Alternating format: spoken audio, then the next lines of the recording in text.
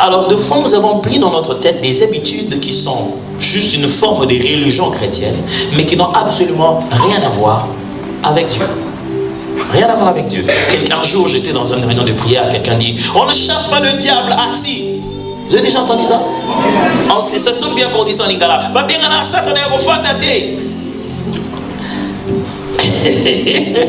Je vais juste vous dire qu'on chasse le diable même endormi. Alors du coup, quand il fait sa prière d'autorité et qu'il n'est pas debout, il sent que ce n'est pas puissant. Et surtout s'il ne gronde pas. Au nom de Jésus! Alors, quand vous avez un grand mélange de certaines choses dans la tête, ce sont elles qui se battent avec vous. Quand vous n'arrivez pas à les faire, vous savez, parce que c'est une religion, ça ne peut pas rester permanent. Au bout d'un moment, ça va se bloquer. Et quand ça se bloque, votre vie de prière retombe encore. Et vous rentrez encore, reprendre à zéro, jusqu'à ce que ça se bloque. Et votre vie de prière retombe encore. Par exemple, les gens aiment gêner quand ils sentent que spirituellement il est faible. C'est attends, je ne prie plus, je vais gêner. Le jeûne, en réalité, ce n'est pas pour redémarrer la machine. Le jeûne, en réalité, c'est de l'entretien. Ça c'est une culture qu'on n'a pas beaucoup eu. Vous peut-être, mais moi, chez nous, non. Ce n'est pas une culture qu'on a beaucoup eu, la culture de l'entretien. On préfère que le trou grossisse, jusqu'à ce que ça devienne du boulot manzengeli. Alors là, on peut commencer à essayer d'arranger ça. On ajoute une chose dans son état pour qu'il devienne meilleur. On n'attend pas qu'il devienne encore mauvais vraiment. On prévoit déjà qu'après 3 mois, ça va s'engraisser, je vais mieux arranger ça. On ne jeûne pas parce qu'on n'a plus la vie de prière. C'est surtout quand on a la vie de prière qu'on jeûne pour ne jamais rentrer dans certaines choses. Vous voyez ça, hein? J'aime bien quand on fait... Alors, tout ce qui est dans votre religiosité vous empêche de vivre votre vie chrétienne. Vous devez rester dans la simplicité de la parole, dans ce que la Bible dit vraiment, pas dans ce qui s'est ajouté après. On prie avec les gens, on dit, mais pourquoi toi quand tu veux prier, tu commences directement par la langue? Je devais attendre quand? Il faut attendre un peu que la prière chauffe. Moi je ne sais pas cette histoire de température de prière, où est-ce que vous avez eu ça? Il faut que la prière chauffe, alors le parlant langue va venir. Il vient d'où? Comment vous faites pour parler lingala? Vous attendez que quoi chauffe?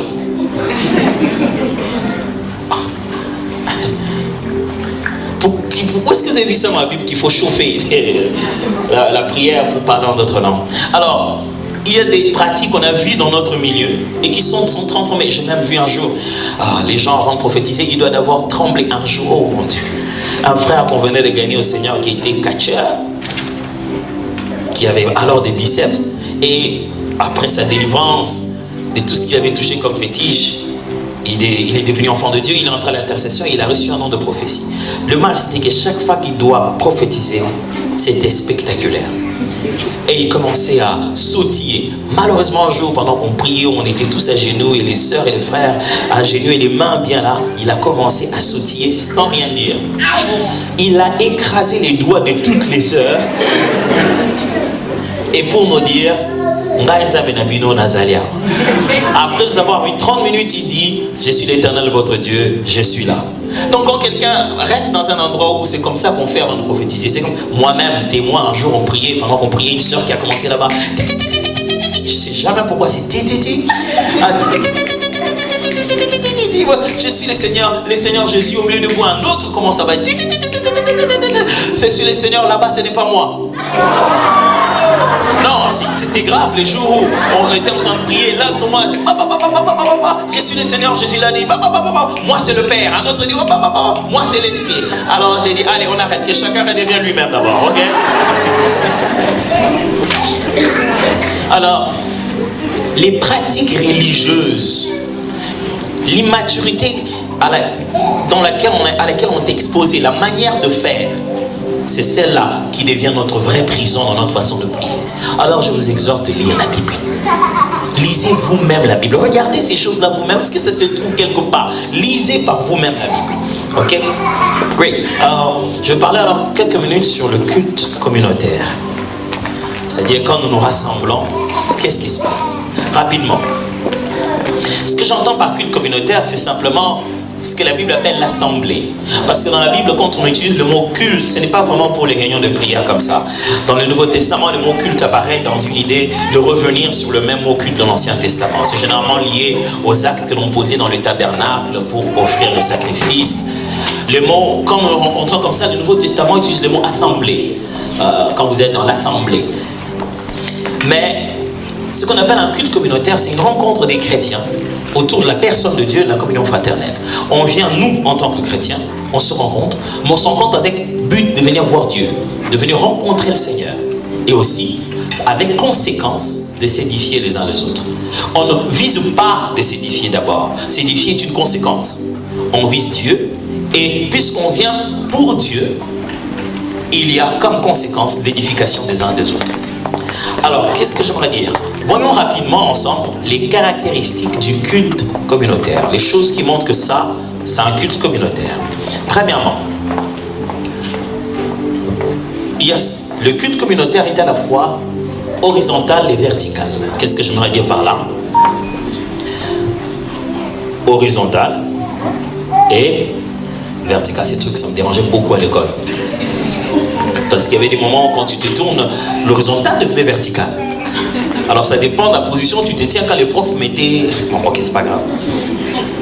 Horizontal et vertical. C'est juste des termes pour dire, horizontal c'est la forme de relation entre hommes, nous, égaux, et vertical c'est la relation entre nous et Dieu. Le culte, quand nous nous rassemblons, il y a toujours deux raisons qui sont en un. C'est un peu comme je viens de le dire. Le culte, on vient pour Dieu et ça a comme conséquence l'édification des uns et des autres. Frères et sœurs, ne venez pas à l'église en disant « Quand on a fini, moi je suis parti. Hein. Quand on a fini l'église, les communions fraternelles, là, tout ça, là, moi je n'aime pas. » C'est comme ça là qu'on commence à manquer du respect aux gens. Cette église-là n'existe pas. L'église où vous venez, vous priez, vous rentrez. Non, non. Non, ça n'existe pas. Même à Walmart, même à TJ Maxx, on vous demande de donner votre numéro de téléphone pour vous enregistrer. Et vous venez dans les choses de Dieu, vous ne voulez pas vous engager. Ça n'a pas de sens. Le culte communautaire, c'est venir adorer Dieu, saluer les autres, parler avec eux, les embrasser, prier avec eux, exercer votre don en leur faveur et recevoir l'exercice de leur don. Amen. On ne dit pas « je suis chrétien simple ». Il n'y a pas de chrétiens composés, ni de chrétiens surcomposés. Il n'y a pas « je ne suis que… » On ne vient pas à l'église en disant « moi je viens de temps en temps à l'église ». Ça, c'est pas l'église. L'église, c'est un endroit où on vient, on se prosterne pour adorer Dieu et on exerce les dons pour s'édifier les uns les autres. Ce qu'on appelle, je vais le dire tout à l'heure, s'embrasser, toucher, se saluer, ça fait partie du culte. Mais simplement, puisqu'on ne peut pas le faire dans le culte, on le fait comme une étape après. La communion fraternelle est une étape du culte. Yeah, that's crazy.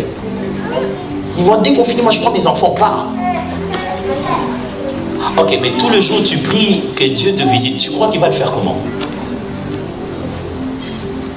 La raison pour laquelle, vous savez, j'aime bien quand les gens disent, moi je n'aime pas trop les amitiés avec les gens là parce que je n'ai pas trop m'attacher, on ne sait jamais, après ça tombe toujours mal, j'en ai l'expérience. Hein. Pour moi je n'ai pas d'amis. Il y a des gens qui boostent, qui disent qu'ils n'ont pas d'amis, ils sont très heureux de dire qu'ils n'ont pas d'amis. Waouh! C'est des gens quoi, vous êtes tellement rigoureux avec vos critères que vous n'avez pas d'amis? Non, moi je vais vous proposer ça autrement. Vous êtes tellement mauvais que personne ne veut être votre ami. Et c'est de l'orgueil. Le jour où vous aurez quelqu'un pour ami, vous lui dites déjà, tu sais, moi je n'ai pas beaucoup d'amis, hein, si je suis avec toi. Et du genre, c'est un produit rare que je suis en train d'avoir là. C'est de l'orgueil, vous empêchez à Dieu d'agir en vous. Christ, le Fils de Dieu, prend Pierre, Jacques et Jean, il dit, venez prier avec moi, mon âme souffre jusqu'à la mort. Il n'avait pas honte d'être vulnérable auprès de certaines personnes. Vous ne pouvez pas vivre une vie chrétienne seule. Une vie chrétienne de solitude, c'est de la mort. Jésus n'est pas venu juste pour conduire une brebis, il est venu conduire un troupeau. C'est pourquoi il va chercher la brebis qui est en dehors pour la ramener dans un troupeau.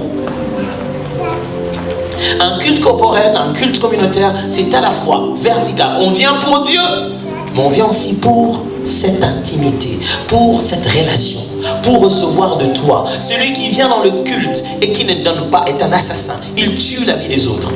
On a besoin de toi. Là que vous êtes assis, je transpire, j'écris. C'est mon tour de vous servir. Vous, vous nous servez quand? Si vous êtes dans une église où vous ne servez jamais, vous n'êtes pas en train de jouer le rôle d'un chrétien. À quel moment les autres profitent de ce que vous vous donnez? Je ne parle pas de vos offrandes, nous tous on en donne.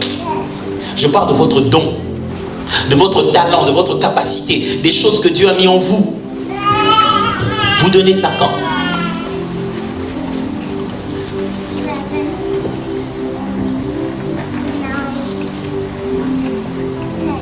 Ici d'ailleurs, merci Seigneur, chez nous c'est quand quelqu'un entre, il regarde comment il est habillé, il regarde d'abord la chaise en plastique, si c'est bien épousseté. Pourquoi pas poussière, bateau, pédé. On se demande bien qui était censé épousseter ça.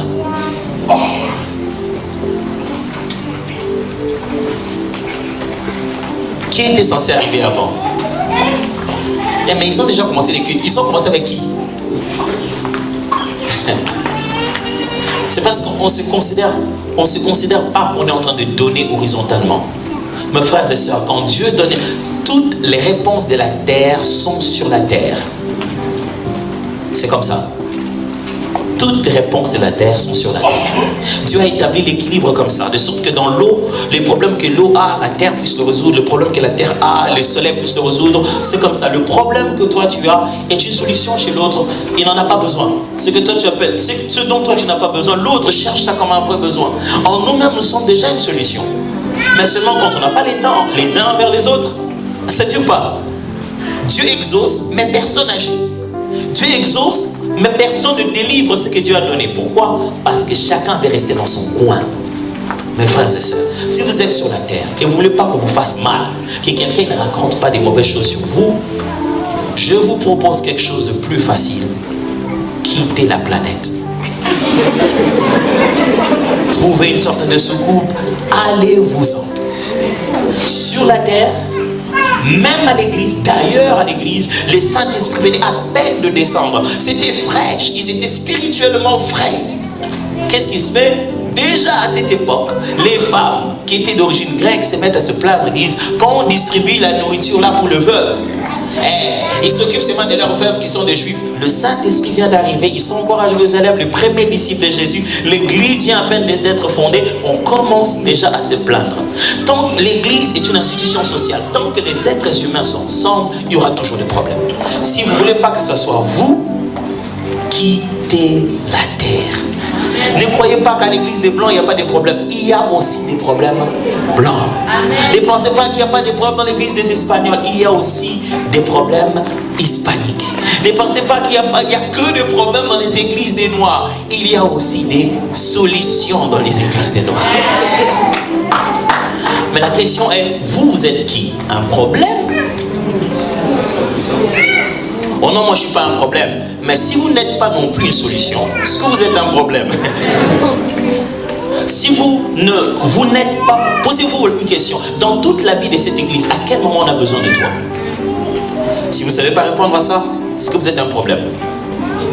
Dans toute la vie de cette église, à quel moment cette église a besoin de toi? C'est à ce moment-là qu'on t'appelle toi.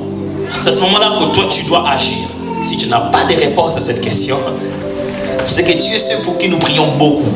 À l'église, vous savez, nous autres pasteurs, on ne prie pas beaucoup pour les brebis présents. On prie beaucoup pour les brebis. Bon, ok, c'est pas grave. Deuxièmement, l'église, le culte communautaire tient compte de la transcendance et de l'immanence. Transcendance et immanence. C'est-à-dire, ce sont deux mots théologiques qui juste vous embêter pour rien. Le premier mot, transcendance, veut dire, ça tient compte du fait que Dieu est grand, puissant, élevé et ne peut être contenu par rien. Il dépasse et transcende tout ce qu'il y a sur la terre. C'est un roi puissant qui est digne d'honneur et de respect. Et l'immanence parle du fait que Dieu, malgré qu'il est grand, comme je viens de l'expliquer, habite dans nos cœurs. Il est proche de nous. Alors, lorsqu'on vient dans un culte communautaire, on doit tenir compte de ces deux choses. On est dans la maison du roi des rois. Vous n'allez pas voir le président Barack Obama. Oh, maintenant, c'est l'autre qui trompe. Comment il s'appelle? Donald Trump. Je rentre demain anyway. Vous imaginez, allez, imaginez ça. Vous entrez à la Maison Blanche, allez voir le président Trump et vous mâchouillez.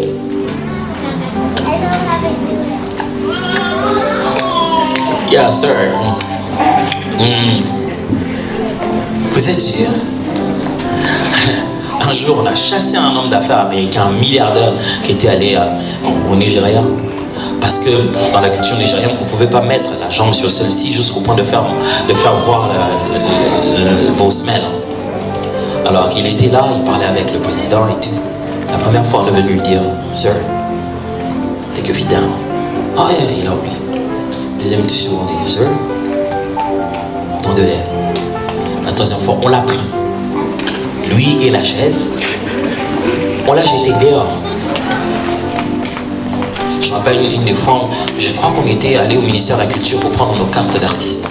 On arrive à un moment où on lui dit non, la dame qui est ministre voulait vous voir. On dit ok, on s'approche. Il y avait un de nous qui avait une culotte. On était en relax, on dit non, vous n'êtes pas en tenue de ville, vous ne pouvez pas aller. Je suis finalement allé seul. Parce qu'ils sentent qu'il est pasteur et ils n'ont pas droit des culottes. Et on n'est pas entré. Pourquoi? Parce qu'il faut respecter le protocole. Mes frères, quand vous venez à l'église, vous venez devant un roi. Vous n'êtes pas à un endroit où il faut blaguer. Quelqu'un à l'église, depuis tout le temps, il se prend une photo WhatsApp et il met ça sur Facebook. Moi, au culte, pendant l'adoration.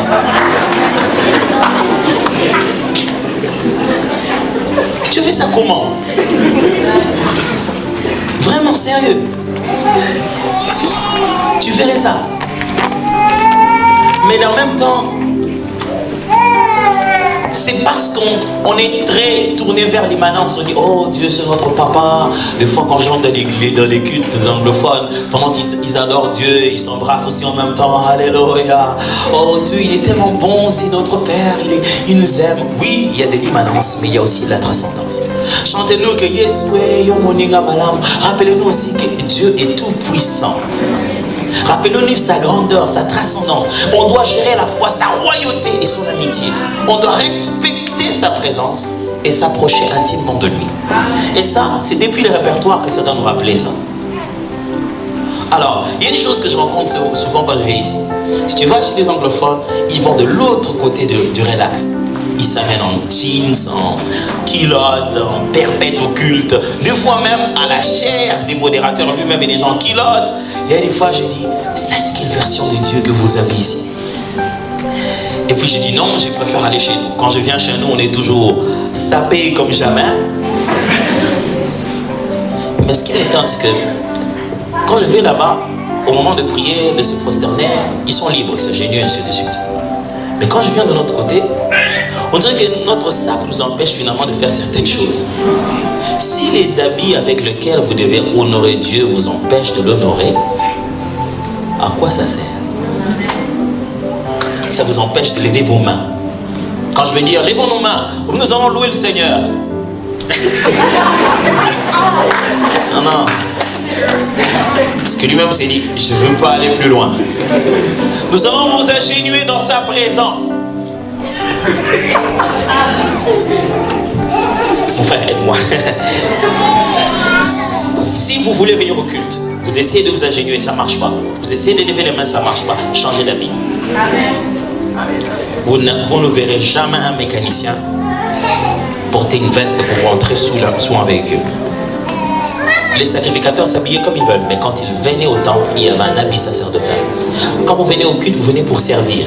Est-ce que vous êtes prêts à servir? Sachez que quelle que soit la manière dont vous êtes super sapé, quand on va dire prosternez-vous, si cet habit vous empêche de vous prosterner, ne l'amenez plus jamais à l'église. Si vous avez amené le plus beau de vos habits, sachez que quand on va dire on adore, ça doit se baisser. Alors, sachez surtout que ce n'est pas quand on va dire, mais que vous devez avoir votre propre réflexe de vous prosterner.